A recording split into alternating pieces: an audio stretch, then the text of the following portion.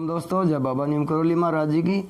आशा है कि आपके ऊपर भी बाबा नीम करौली जी की कृपा होगी, आपका परिवार भी कुशल मंगल होगा दोस्तों। तो दोस्तों, आज मैं आपको बाबा जी की शरण में बैठकर एक लिखा हुआ संदेश, जो बाबा जी ने भी उसमें उनके भी बोल हैं, कुछ वर्णन है और श्रीमद् भागवत गीता से भी थोड़ा सा इसमें हिस्सा है। तो ये है साधकों के प्रति लिखा है इन्होंने कि हमारे भारत में कौन सी संस्कृति पैर पसार रही है और मनुष्य किस ओर जा रहा है। तो इसे सुने। और दोस्तों, अगर आपने चैनल को सब्सक्राइब नहीं किया है तो चैनल को सब्सक्राइब अवश्य कर ले, ताकि आपको भी ज़्यादा से ज़्यादा धर्म लाभ मिल सके और आपको बाबा जी की कृपा सदा सदा लगातार मिलती रहे। तो शुरू करते हैं दोस्तों। पुरुषों में तो धन की संग्रह की अधिकता हो रही है और स्त्रियों तथा बच्चों में भोगों की अधिकता हो रही है। भोग ना मिले तो वे आत्महत्या कर लेंगे। भोगों को शरीर से भी अधिक कीमती मान लिया है। परीक्षा में पास या फेल होना काम की चीज़ है, शरीर काम की चीज़ नहीं है। यह बुद्धि हो रही है। फेल होने पर आत्महत्या कर लेंगे। ऐसे लोग धर्म को क्या जाने। विदेशों में आत्महत्या ज़्यादा होती थी, अब वही संस्कृति हमारे यहाँ आने लगी है और वही घटनाएं यहाँ होने लगी हैं। परमार्थ में लगे मनुष्य तो दूसरों की बात सुन लेते हैं, पर भोगों में लगे मनुष्य दूसरों की बात नहीं सुन सकते। मन के माध्यम से ही भोग होता है, यह बात है ही नहीं। सुषुप्ति के सुख में क्या मन रहता है? नहीं रहता। यदि आप अपने से निर्बल की रक्षा नहीं करते तो फिर भगवान से अपनी रक्षा मांगना क्या न्याय है? आप अपने साधन में प्रेम, ममता अथवा पक्षपात होना बाधक नहीं है, प्रत्युत दूसरे की निंदा या खंडन करना बाधक है। मानस साधक तो स्वार्थ के लिए अपने मत का मंडन और दूसरों के मत का खंडन करते हैं, पर आचार्य ऐसा करते हैं अपने मत का प्रचार करने के लिए। साधक के लिए तो वे अपने मत का पालन करना ही ठीक है। मनुष्य मात्र सबसे श्रेष्ठ ऊंचा बनना चाहता है। श्रेष्ठ बनने के लिए नाशवान शरीर संसार से ऊंचा उठना चाहिए। ऊंचे से ऊंचे परमात्मा हैं, उन परमात्मा का आश्रय लेने के लिए ही मनुष्य ऊंचा हो सकता है। भगवान ने उपदेश भी युद्ध के समय दिया है, युद्ध भूमि में दिया है, जबकि उपदेश एकांत में शांति के समय पवित्र स्थान पर दिया जाता है। तात्पर्य है कि यदि युद्ध जैसे मौके पर भी उपदेश दिया जा सकता है और युद्ध जैसी क्रिया करते हुए भी कल्याण किया जा सकता है, तो संसार का ज्ञान संसार से अलग होने पर होता है। यह नियम है, क्योंकि वास्तव में संसार अलग है। संसार के साथ रहते हुए संसार का ज्ञान नहीं कर सकते। संसार से कुछ भी चाहना संसार के साथ रहना है। भोग भोगने से श्वास अधिक खर्च होते हैं। आज आयु कम होने का कारण है कि भोग बढ़ गए हैं। परिवार नियोजन कार्यक्रम से आयु और कम होगी और रोग बढ़ेंगे। भोगों के सिवाय भी सुख है, यह कोई समझ सकेगा ही नहीं। परिवार नियोजन के कारण मनुष्य अब पशुओं से भी नीचा हो गया है। कुत्ते, गधे आदि भी मर्यादा में रहते हैं।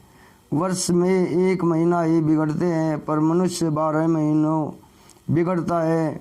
मूल में भोग के सिवाय कुछ नहीं है। सारा जीवन भोग पर ही आधारित हो गया है।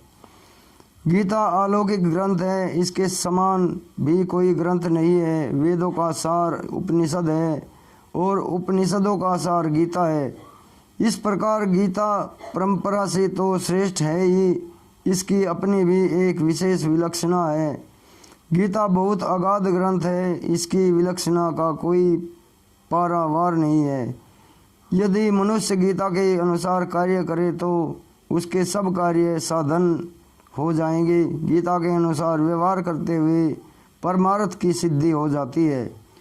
कल्याण में सेठ जी के लेख में पढ़ने से ऐसा असर पड़ा कि ये शास्त्र के पंडित तो नहीं है, पर शास्त्र के मर्म जानने वाले हैं, अनुभवी तत्वज्ञ, जीवन मुक्त महापुरुष हैं। ये विद्या के जोर से नहीं लिखते, प्रत्युत अनुभव से लिखते हैं।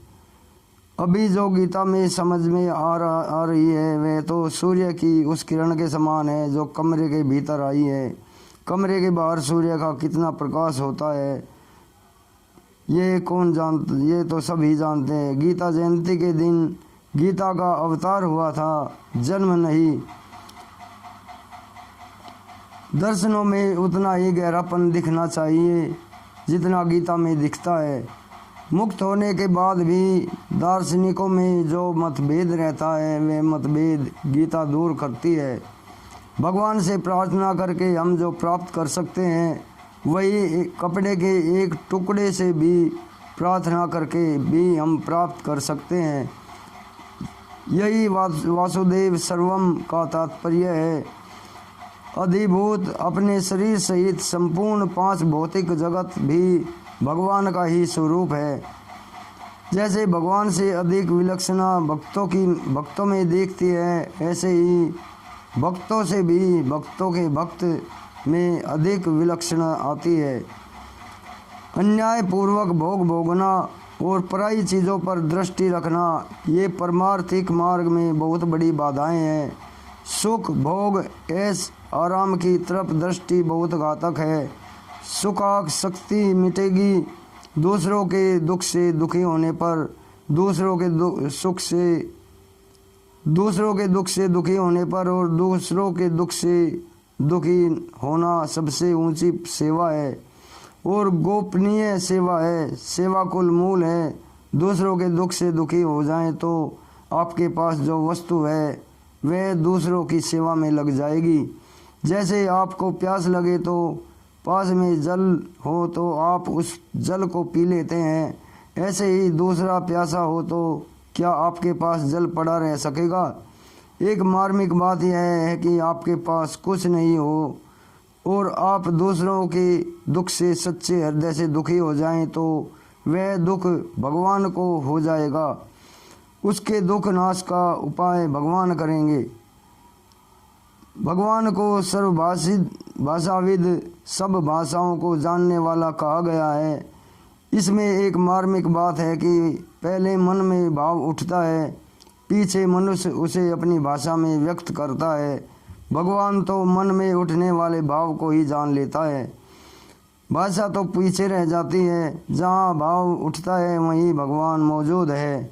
सच्चा दुख भगवान सह नहीं सकते। भगवान की प्राप्ति के लिए, अपने कल्याण के लिए जो दुख होता है वह असली दुख है जिसे भगवान सह नहीं सकते। संसार के लिए दुखी होना, दुख के लिए दुखी होना जिसे भगवान सह लेते हैं। दयालु होते हुए भी भगवान को उस पर दया नहीं आती जो दुख के लिए दुखी होता है। देश का असली नेता वही होता है जो देश के दुख से दुखी होता है। संतों के हृदय में दुख होता है कि दूसरों के दुख कैसे मिटे और वह अपने में असमर्थता का अनुभव करते हैं, तो यह दुख भगवान सह नहीं सकते। इसलिए ऐसे संतों के दर्शन, स्पर्श, भाषण से दूसरों का दुख मिटता है। तो दोस्तों ये एक सत्संग है, आपको कैसा लगा इसे सुने और आगे भी शेयर करें। हमारे समाज में कैसी भावनाएं बढ़ रही है और हमें किस राह पर चलना चाहिए, इसमें गीता में भी उसका गीता ज्ञान भी इसमें बताया गया है। तो दोस्तों अभी आज्ञा लेता हूँ। बाबा जी की कृपा आपके ऊपर रहे। जय बाबा नीम करोली महाराज जी की, जय श्री राम, जय हनुमान जी की।